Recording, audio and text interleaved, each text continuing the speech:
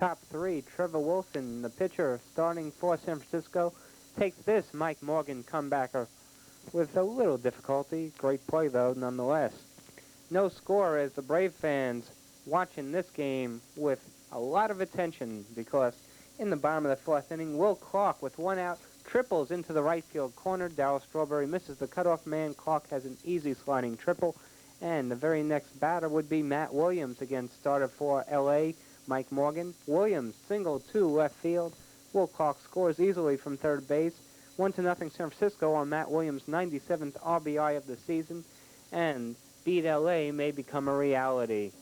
In a wild bottom of the sixth inning, Tommy Lasorda looks on as the Giants are rallying again. It's Matt Williams blooping a single to center field just out of Lenny Harris's outstretched arms. Now the throw to the plate by Brett Butler would be in time, but Gary Carter would not be in front of the plate. Runner Willie McGee steps on home plate before colliding with Gary Carter. San Francisco leads 2-0, Williams' 98th RBI. Same inning, rallying cry again by the Giants as Robbie Thompson fly ball to Cal Daniels. Daniels makes the catch, throw to the plate would be in time, but Will Clark knocks the ball out of Gary Carter's hands. Matt Williams scores off camera, 2-run score on the Gary Carter error, and it's a 4-0 San Francisco lead through 6 innings. Here's a replay of Daniels to Carter and the collision at home plate on Will Clark, who tried to tag up. Then the situation in San Francisco was getting more and more clear. The handwriting was on the wall, at least on the chests of the Giant fans, as the Dodger dugout was praying for a miracle.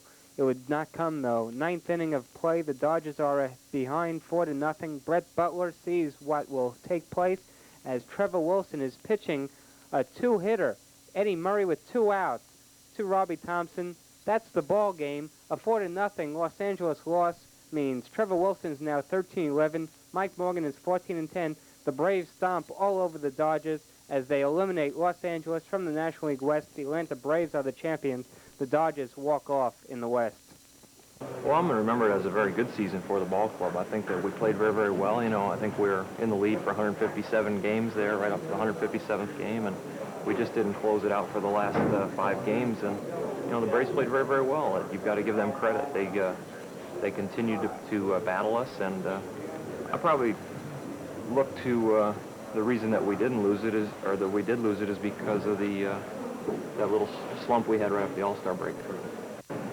Now you look at some of the teams they played. Some of the teams they played didn't really care too much about winning, and you know whoever played us always cared about winning. But when they played Atlanta, it was a different story.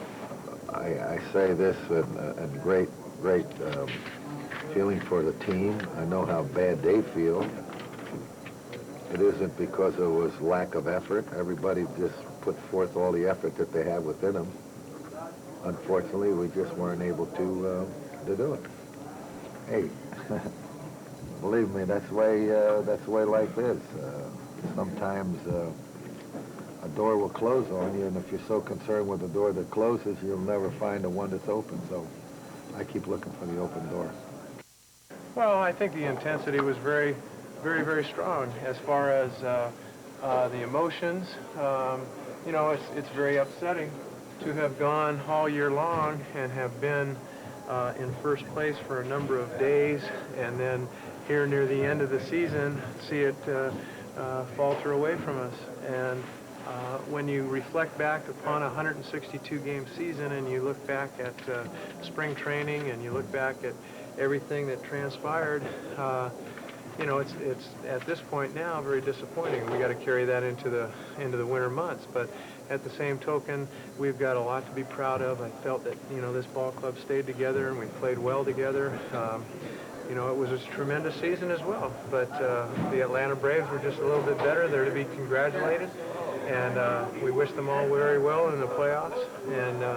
And as far as this Dodger club, they're going to be fine. Needless to say, you got to feel real good, and the reason being, you know, we've had a sort of a bad season to the most part, and you know, to come out here and play as well as we have and to beat the Dodgers and sort of eliminate them from the race, especially being our rival that they are, it's a lot of pleasure involved.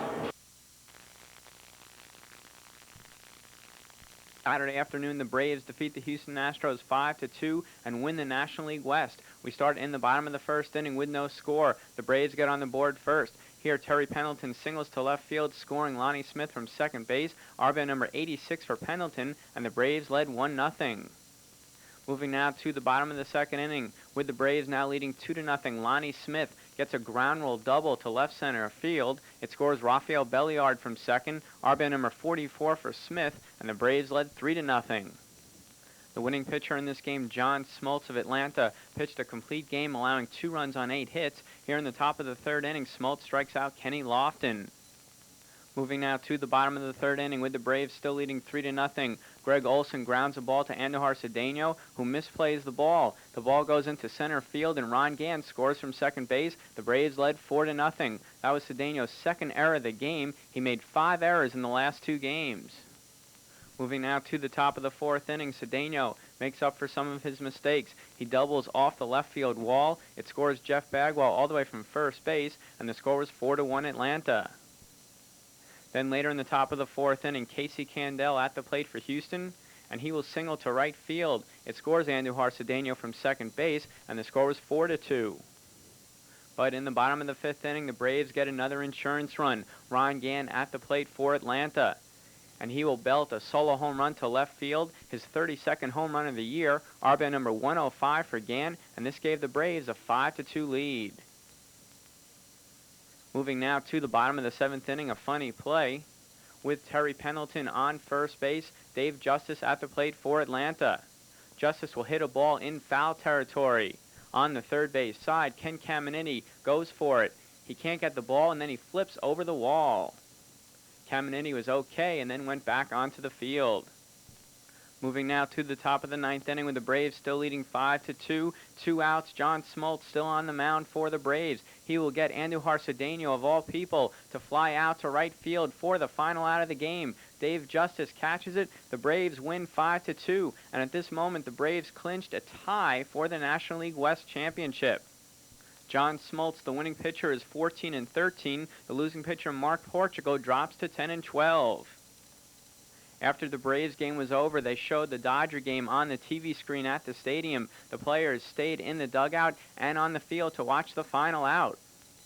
When the Giants defeated the Dodgers 4-0, it was official. The Braves were the champions of the NL West.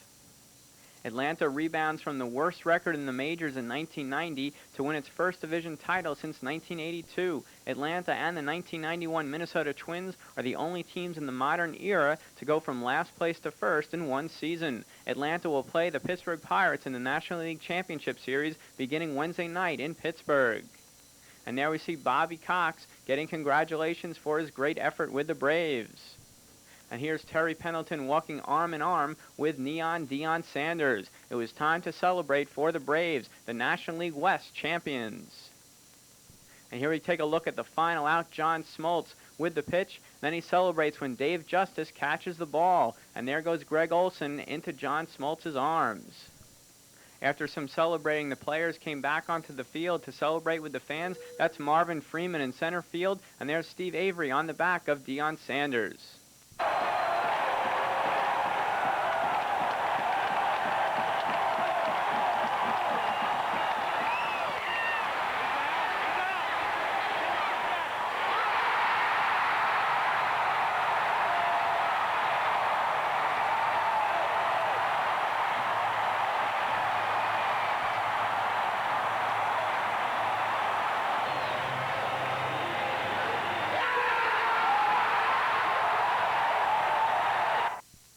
I mean, what can you say about this team? They've won 8 in a row, and nobody ever gave up on ourselves. You know, there was a lot of questions that we answered, and this team has done a lot and has meant a lot to me as far as Terry Pendleton, Sid Bream, all the veterans that came over, and Charlie Lee Brandt. I mean, it didn't go on and on.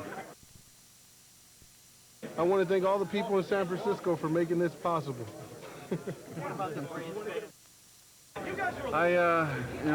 Can't give them enough. I mean, San Diego came in and got that last game in L.A., and San Francisco went out and got these 2 games, and shoot, that's tremendous. I appreciate it, and thank you very much, guys. facing the old team is going to be a great feeling. I'm truly looking forward to that opportunity, and you know, I'm just hoping that we can go up there and take 4 straight from them. Well, it was really great. I mean, it just seemed like everything happened for a reason. It just felt, you know, destined. I mean, it was a great feeling, and to see the Giants get that last out was just something that you know, we all dreamed about. We knew it could happen. We didn't know when and where, but it happened, and you know, we knew we had the team to do it, and it was just a great feeling when we saw that last out. What message do you want to give to the San Francisco Giants for helping? We want to thank every player, coach, manager, everybody that has anything to do with the Giants right now. Well, we'll obviously thank them, and they'll probably be on all our Christmas lists, but you know, it was a long season, a long battle, and we needed all the help we could get. We thank those guys. Wow! Wow! It was Avery who did it, David. Avery got me? Yeah, Avery got me. That's what happens when you're 21 years old. See, when I was 21, I used to do those type of things, too. During the baseball season, but not quite yet. The Seattle Mariners host the Chicago White Sox at the Kingdome. That was Greg Briley, by the way. And this is Pete O'Brien. Scoreless game in the second inning when O'Brien goes downtown off of Ramon Garcia, his 16th home of the year. So blast, and it was 1-0 Seattle. In the same inning, Omar Vizquel doubles with the bases loaded, scoring 3. Alvin Davis, Greg Briley, Dave Valley, 4-0 Seattle after 2. Then bottom 4, Dave Valley will single up the middle. This score is Greg Briley. It's a 5-0 Seattle lead. Still in the 4th, it's Alonzo Powell at the plate. He also singles up the middle, this time scoring Dave Valley, 6-0 Seattle. And the Mariners make it a 5-run 4th inning because Pete O'Brien's at the plate again. This time a 3-run home run for O'Brien to right field, his 17th homer of the year, 2nd home run of the game, and it's a 9-0 Seattle lead through. And you sort of get the picture.